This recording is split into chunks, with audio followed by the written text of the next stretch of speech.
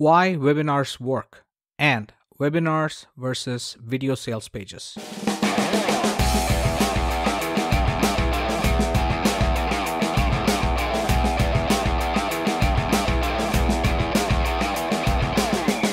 Hello and welcome to episode number 49 of the Subscribe Me show from subscribeme.fm. This is the podcast to listen to for learning about how to create membership sites and online courses, making, marketing, and monetizing digital content, the world of WordPress, and tools, techniques, and tips that you can use to create a long-term profitable online business. I'm Ravi Jayagopal. I'm the co-founder and co-developer of digitalaccesspass.com, arguably the best membership plugin for WordPress, fondly known as DApp.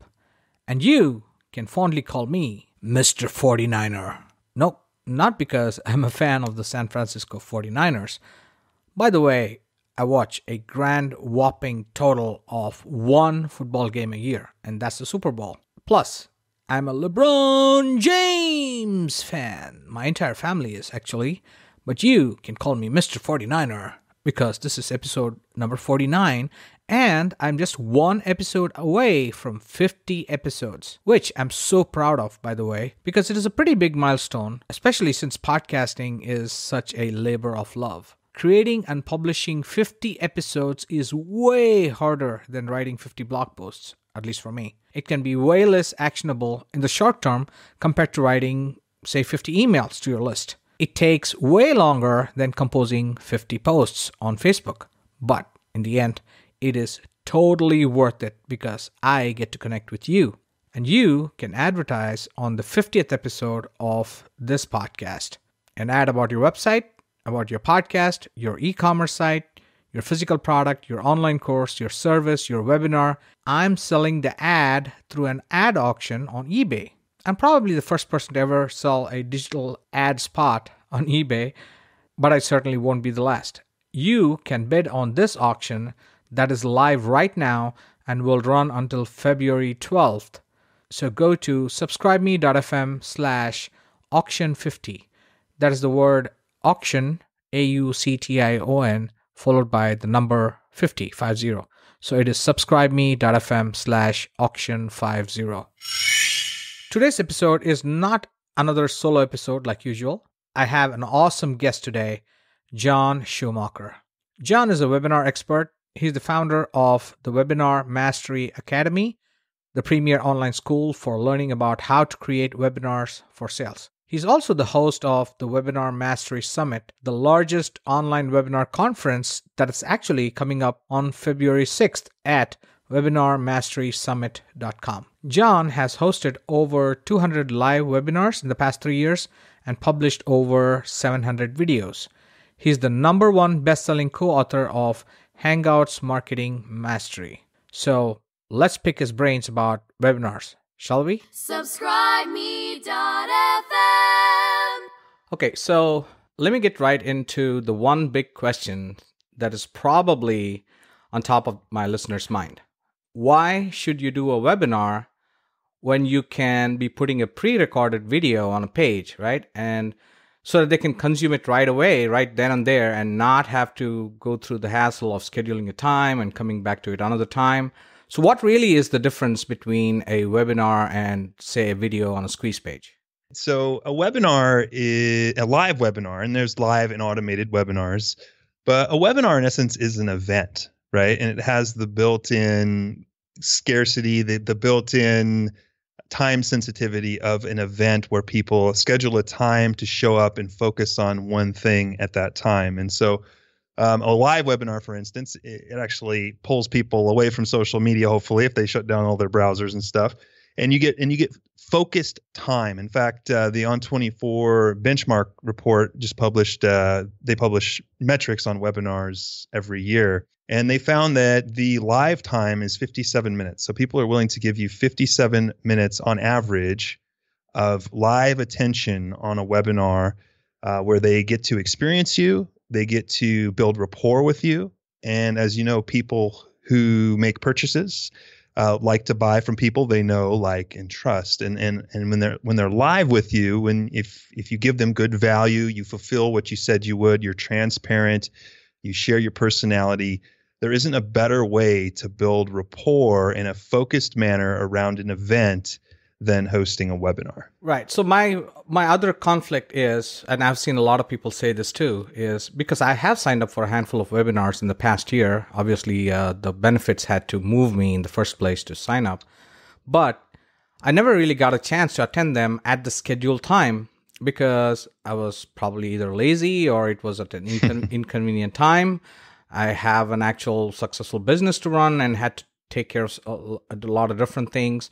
Or I wanted to just hang out with my family and watch LeBron James and NBA basketball, right? So am I like an exception in not having time or not having the intention to make the time to attend a webinar at the exact scheduled time? No, I don't know that you're the exception or anything like that. There are some people who come to every webinar I host, and things like that. So I think part of it is where you're at in your journey as well. I think people that are running successful, busy businesses wouldn't necessarily attend as many webinars as somebody who's maybe looking to learn from somebody.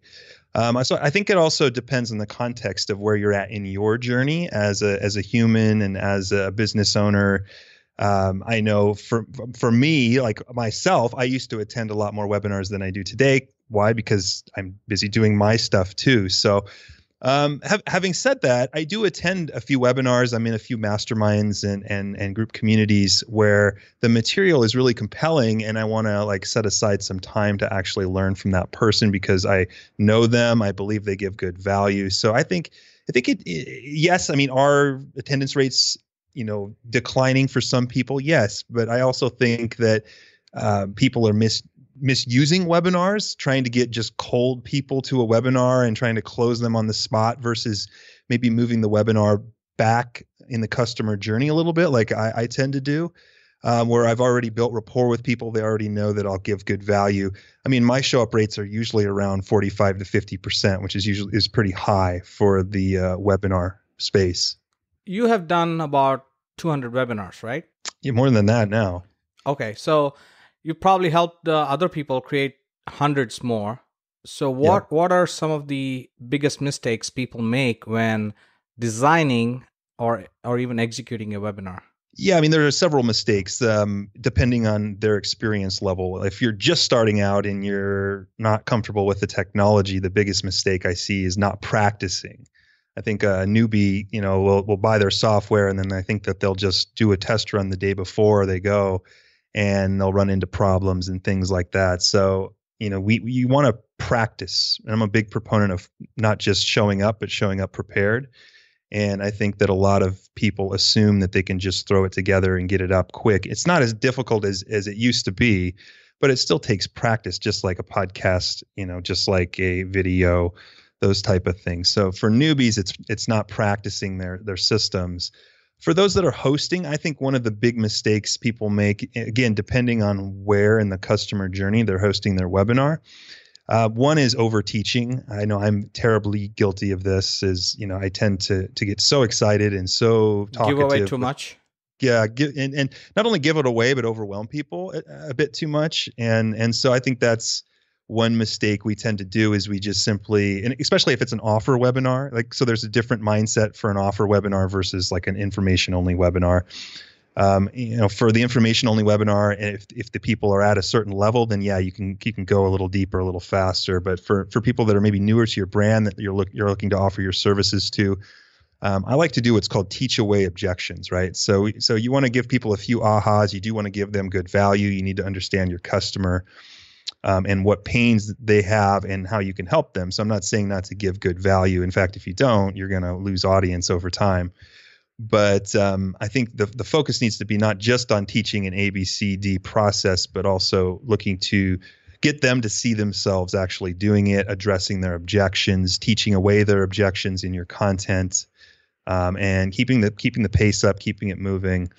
I think are a couple of mistakes. Some people will stay on a slide too long, or they'll just kind of bore people with, if you have 10 slides for an hour presentation, it's going to be a little, your stick rate might not be as good as it would be if you kept things moving a little bit. So, and another thing I've seen is trying too hard to portray yourself as an expert by oversharing or trying too hard to say what a big deal you are just to establish authority, and that can sometimes drag along too long and by when you're constantly talking about yourself to start off. Yeah, that's definitely a big mistake. We've all been on webinars, if you've attended webinars where the presenter talked a little too much about themselves, and they don't mean to be bad. I think that's often what people are taught, but it's really boring I mean, people always Google you before they come, or a lot of them do, or, if you want to have some authority seating, that's what I call, or pre-framing of your audience.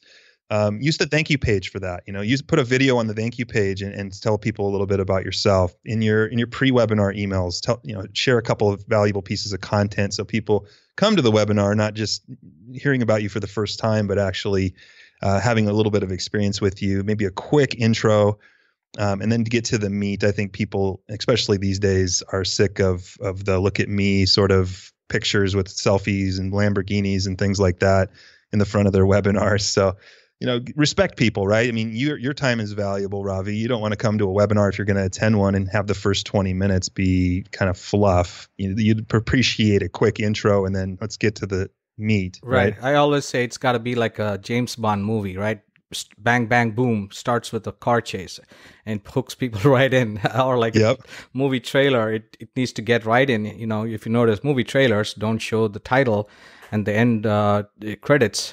They just get right into the best meat of the movie and the best scenes. So yeah, a good story starts at the height of tension and then fills in the back, right? It fills in the rest. And so it could be a good analogy to think about. I guess the point is, have your intro be fairly brief, get to the point, and then make sure to give good value, but try not to overteach, especially if it's you're offering a service to new people that maybe aren't at your level or anywhere close. As experts, we tend to overwhelm people. And I know I do that. Yeah. And the same thing with the podcast too. I listen to a lot of podcasts where they'll just start with the friendly banter between the co-hosts, and it takes about 5, 7, 10 minutes to get into the meat of the show. And sometimes I don't even know if, I like what they're about to tell me or what I'm going to hear. So it's very important to start off with the benefits, set expectations right in the beginning. This is what I'm going to teach you. This is what I'm going to tell you.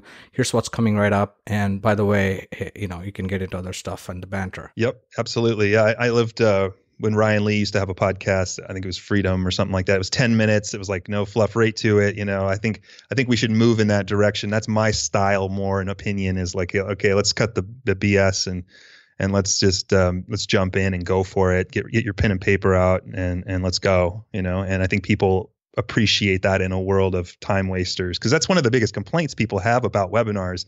I was just doing market research this past week a little bit in Facebook groups. I was typing in the keyword webinar and reading everybody's comments and stuff. And people are, they take too long. It takes too long. There's too much intro. And I get that. That's true. So I think we should look to shorten that up a little bit and get to it, and strategically teach our content on the webinar pretty quickly. So there's the totally live webinar. There's the pre-recorded webinar that only plays at certain times, and that's probably the one that annoys me a little bit among all the other types, because if it's already pre-recorded, why not show it to me now? That's sometimes my mindset. Sometimes it makes sense to build up the event. And then there's the hybrid. So what are the pros and cons of, what should people do? Live or pre-recorded or hybrid? Yeah, I mean, they all have their place. And we can talk about philosophy as well, because marketing is as much philosophy as it is a science, as far as, making it live or recorded and all those type of things. There's different philosophies on how to market that stuff. Live obviously converts better. I think it's great for building rapport, with people. But as you said before, the times can be inconvenient. It can be increasingly more challenging to get certain time zones. I know audiences are becoming more international. If I have people in my audience from all over the world, right? I'm sure you do too, that they can't attend a webinar at 2 p.m. Pacific time. I live in California all the time. So they want a replay, of course, and I gladly abide by that. I give them what they want. So the benefit of the live is that it converts better. I think it builds rapport better. People can experience you as a real person. And I think that personalization really matters in a world of funnels and online automation. I think if you're willing to give time, if you're willing to do the quote unquote scalable things, I think you'll stand out in an increasingly noisy market, especially when you're growing. Kind of in that startup. You have the space and time to be able to kind of give yourself a little bit. So I think that's the advantage of a live. The disadvantage is that people have to show up and live, and there's definitely a show up rates are lower for live webinars than automated webinars. And so the benefit of an automated webinar is that people can view it on demand. And I'm a big believer in calling it like it is. It's an on-demand workshop, or it's something that you get on demand. I don't ever advocate trying to lie or say it's live. And I think that's a good way to burn people, right? Absolutely. Well, the fake live webinars are the worst. So yeah, don't ever mislead people and say it's live. And actually I go out of my way to tell them it's an on-demand workshop they can attend, and they can select a few times and things like that. So the benefit of that is you get a high show up rate. I mean, your show up rates for automated webinars are, well over 60-70% sometimes. There's different philosophies on when to have the time scheduled and those type of things. But right. Is the replay offered at a pre-scheduled time, or is that you can attend the live webinar and if you miss it, here's the replay? Or do you even say during the scheduling upfront that there is going to be a replay? Obviously, if you say that, I think the show rates will drop like crazy because nobody wants to come to a live webinar unless they have to, and unless you sell them the benefits of that. You can ask them questions, you can, there'll be live interaction. Maybe I can bring you on the call. Like for Digital Access Pass, we have done a few webinars in the past, and the benefit was that we'll hand over the mic. It was through GoToMeeting.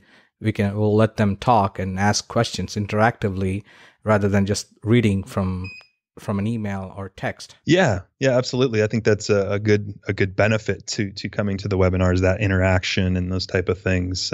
So I definitely think that's true. Would you offer the replay at a scheduled time, or is it like, okay, you didn't make it, here's the replay, go watch it? It's on demand. It is a good question. If you don't mention it, you might get a little bit of a bump in show up rate. In fact, you probably would. I mean, you can also incentivize them to show up by giving them something for free. I generally err on the side of just telling people everything, and that's just my style and philosophy more than it is a science. You might have a slightly better show up rate if you don't mention it. But I a lot of the times I will mention, because a lot of people will ask, hey, will there be a replay? Will there be a replay? I've had other people sell the replay. That's another way you can position your trainings, is if you can either attend live or you can buy the replay. And I've seen that maybe 1 in 20 people will buy the replay for $100 or something like that. So that's a potential, strategy you can use if you want to position your trainings. But you better give good value on it. I'll tell you that. It better be real good if you're going to sell it. So you have this Webinar Mastery Summit coming up. And so your last point leads right into that. Is the summit like, I've seen a lot of summits do this very successfully. I think it's a fantastic idea to have a live summit where, it's a virtual summit. People show up online for free if they attend the live part of it, and if they want recordings, then you charge them for it. Is that the model you're following? Yeah, that's the model. So people can attend, sign up for free. So one of the big goals of a summit are building your audience and subscriber base. So I always want to leave it free on the front end, so that people can, join my audience and who knows down the road if they become customers or whatever, but so that they can watch it for free as it drips out. So it's just an email stream or a set of scheduled broadcasts that drip out the classes, and they can watch them for free for a 48-hour period. So they get 2 days to watch them for free, and the links are open, the pages are open. They just click on them and go watch them. Or they can buy the recordings of the whole thing for there's a one-time offer of $67 or $97 before the summit ends. So I'll eventually raise the price up, but yeah, I think for basically under $100, you can either just skip the line and buy the whole thing, or if you want it on demand, I also put MP3 files and videos and downloads and stuff, and about $1,000 in bonus software and courses and things like that with it. So for $100, you get quite a bit. You get to skip the whole scheduling time and just kind of watch it when you want. So I find a lot of people take that offer because it's yeah, it's a pain to for some to schedule it or to do those type of things. So That's cool. It's coming up at webinarmasterysummit.com. So what kind of technology are you going to be using for this summit? yeah, so it's all pre-recorded content. I don't know if you want me to get into like funnel tools and things like that, or Sure. what were you thinking there? We love Yeah. tech on the show. you love tech on the show. Let's see. So the landing pages are all just custom WordPress. I'm not using lead pages or ClickFunnels or anything like that. I have a WordPress designer that I spent a couple grand to build the pages out. We're using Beaver Builder for that. Vimeo's the video host. Vimeo Plus or Vimeo Pro. Both of those are really inexpensive ways to host videos. S3 for audio files. Autoresponder, ActiveCampaign for that. I'm using Gleam.io for a contest. I'm actually hosting a contest around the summit, which is actually driving several hundred people as we speak. A lot of what's called sideways list building in the middle of the funnel. So that's working out well. It's kind of an experiment for me this time. Deadline funnel is another one I'm using for my one-time offer. So there's a one-time offer on the thank you page of the summit that once people hit that, they'll have 15 minutes to upgrade if they want a bit of a price break.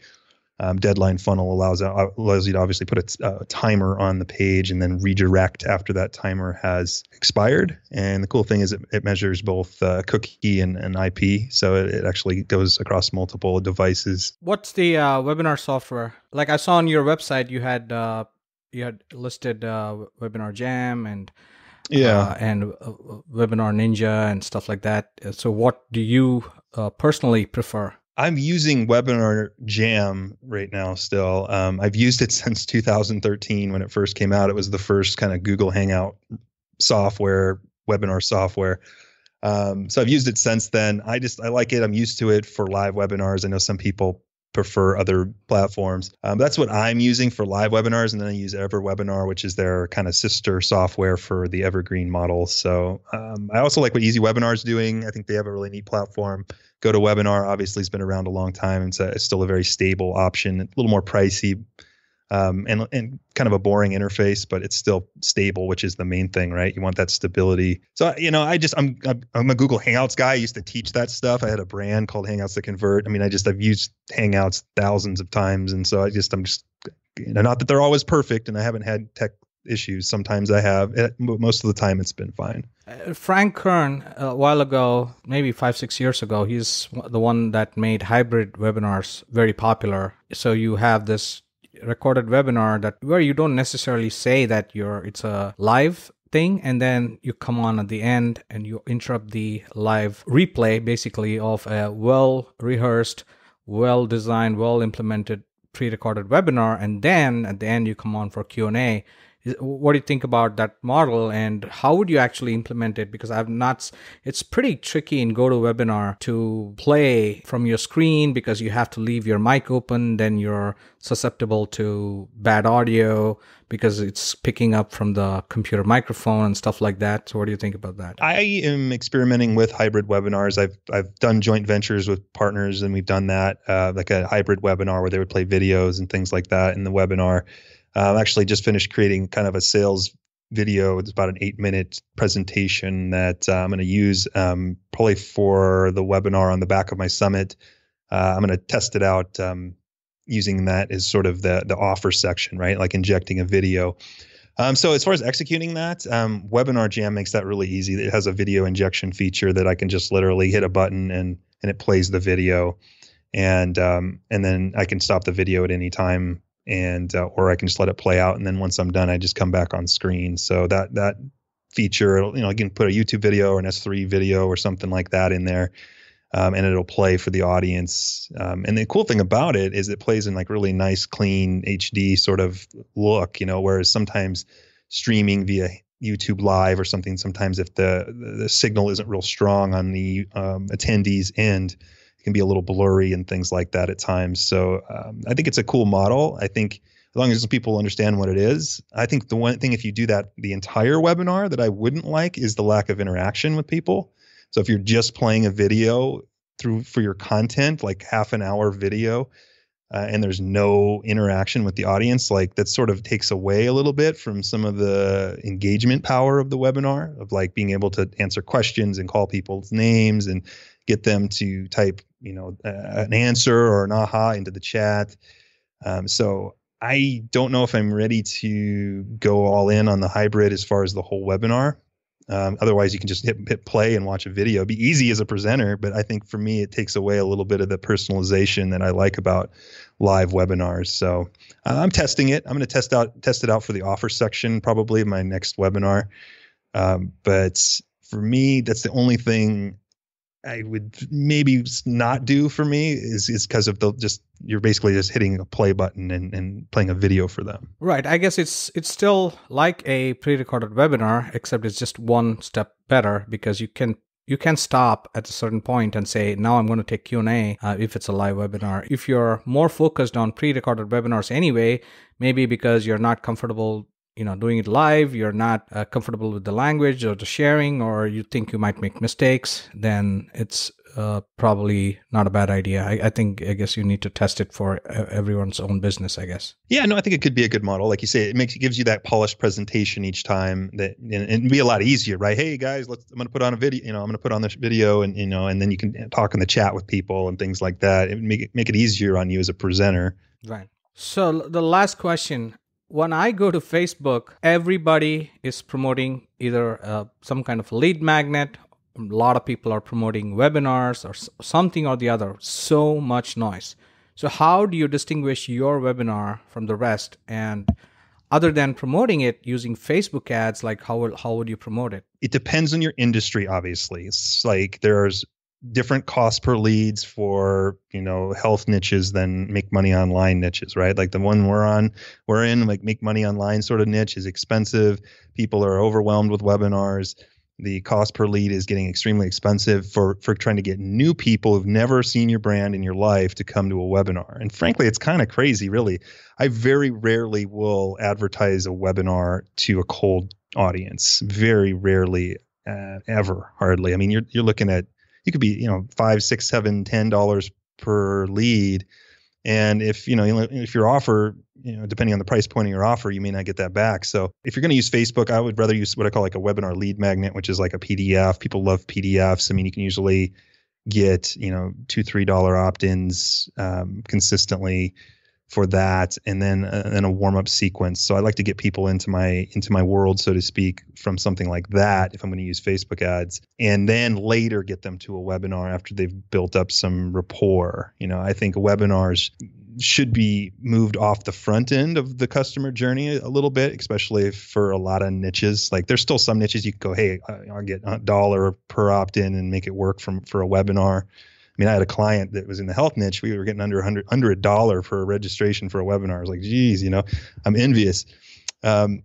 So I it's a long answer, but I tend to not promote webinars to brand new cold people like has been traditionally done because of that. It's like, hey, I just met you for the first time. You're on a webinar, buy my thing, versus here's a little gift, build some rapport, and then later in the journey, get on a webinar. This also allows me to build custom audiences. So I have several custom audiences on Facebook, email custom, website custom, lookalikes, things like that usually get much better numbers than like somebody who's liked Lewis House's page or something like that. And those are going to be a little harder to sell and stuff. Yeah, it's hard to, say, hey, how are you?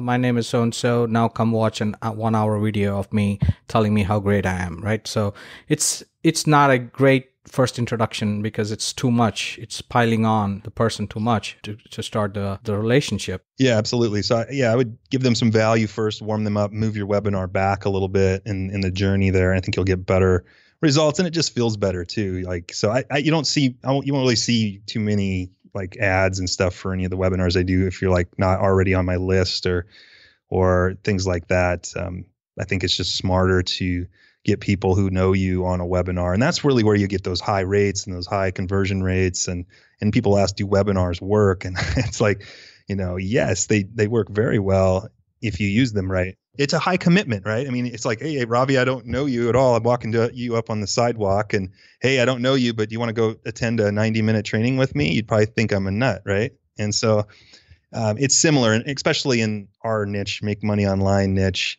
People are pretty jaded on coming to all these webinars, and not that they don't work, because they work very well. But I think you need to they've changed some, right? It's changed some in this year, and they still work really well for people that love you. As long as people love you, they'll come to your webinars, right? If they like you.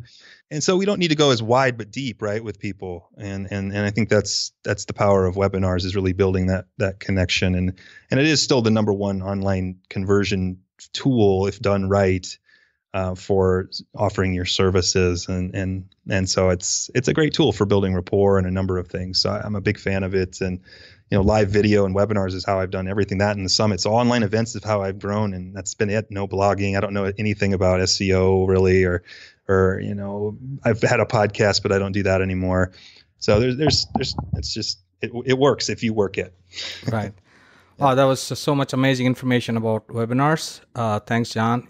Where can people find you? What else you got coming up? Any exciting projects? Yeah, so my primary domain is johnschumacher.com. Jon is my first name, and then Schumacher, like the race car driver, SCHUMACHER.com. That's my primary blog site. I'm the founder of the Webinar Mastery Academy, which is a online learning portal and a training program for people who want support in learning webinars and really want an A to Z approach to setting up their webinar funnels and campaigns effectively. We have done for you stuff, coaches, learning curriculum, everything right there. And then I'm the host of the Webinar Mastery Summit, which is actually, we're just gearing up for launch here pretty soon here. Starts February 6th of 2017. So we're getting signups as we speak right now as we sit here. So it's good.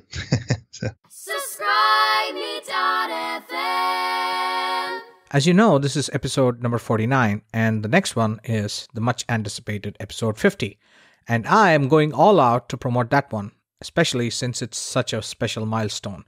And I will be letting everyone on my various lists know, everyone on my social networks, and I will actually even be running an ad campaign to specifically promote episode number 50. And you can be a part of the show by advertising on it. Yes, you can advertise on the 50th episode of this podcast that's coming right up. Whatever you want. An ad about your website, about your podcast, your e-commerce site, your physical product, your online course, your service, your webinar. I'm selling the ad through an auction on eBay. You can bid on this auction that is live right now and will run until February 12th, 2017. When you get back to your computer, don't forget to go to subscribeme.fm/auction50. That is the word auction, AUCTION, followed by the number 50. So that's subscribeme.fm/auction50. All right. That was an incredible interview with John Schumacher. I got to ask some of the questions that I wanted to know and answer to myself. So check out his upcoming webinar conference at webinarmasterysummit.com. Until the next time, thank you so much for listening to the show. And don't forget to come back for the next episode, which will be episode number 50, because I've got some really special things planned. And I can't tell you anything about it, but I'm super excited because I already started putting together some of the components of the show. And it's going to be really good. I promise you that. Cheers and talk soon.